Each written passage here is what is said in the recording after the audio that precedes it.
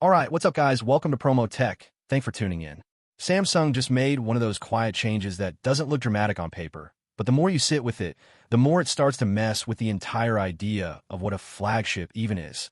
The Galaxy S26 FE isn't trying to shock you. It's doing something way more dangerous. It's removing the reasons people use to justify spending more. Let's dive right into the video. So every year, the FE line had a clear role. Give you that flagship feel, trim a few corners, keep the price in check. Simple, predictable. But this time, the moment that Geekbench listing popped up, something felt off. Same Exynos 2500 you'd expect in higher-end devices. Yet the performance here is better. Not by a tiny margin either. This is noticeable. And that's where things get interesting. Because when the chip doesn't change, the story shifts somewhere else. In this case, it's the body. Slightly bigger frame, better heat management, more room for sustained performance. And what that means in real life is this phone might not spike higher. It just stays fast longer. Open apps, gaming sessions, multitasking, it holds up instead of dipping. Now compare that to a foldable running the same chip.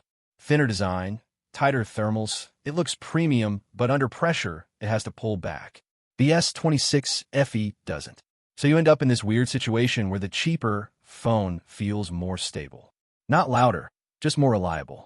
And honestly, that's what most people actually notice.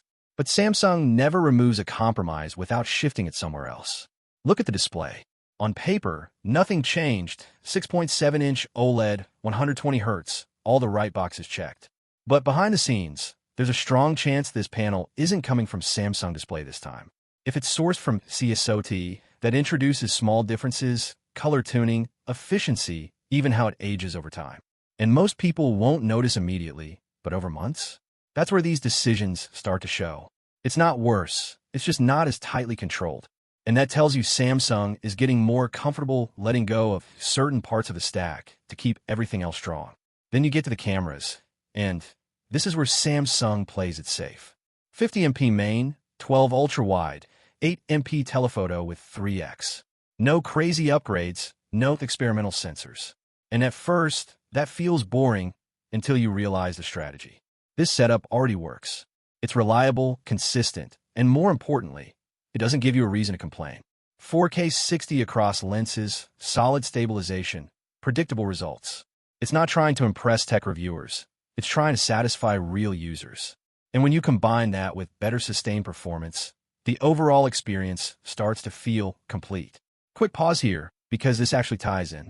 A lot of people have been using tools like Walverse or Wolver to squeeze more performance or battery life out of their phones.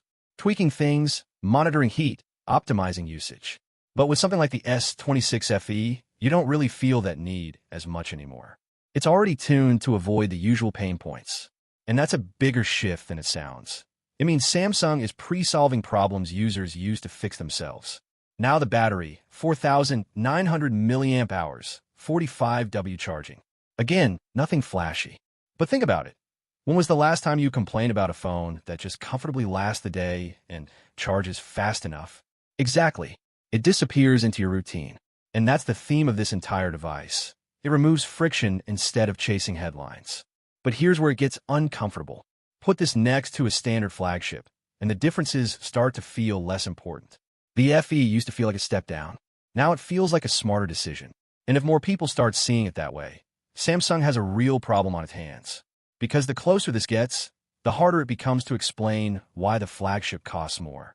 And companies don't like that kind of overlap. They usually fix it by pulling something back or pushing something else way forward. Real quick, over 70% of you watching aren't subscribed.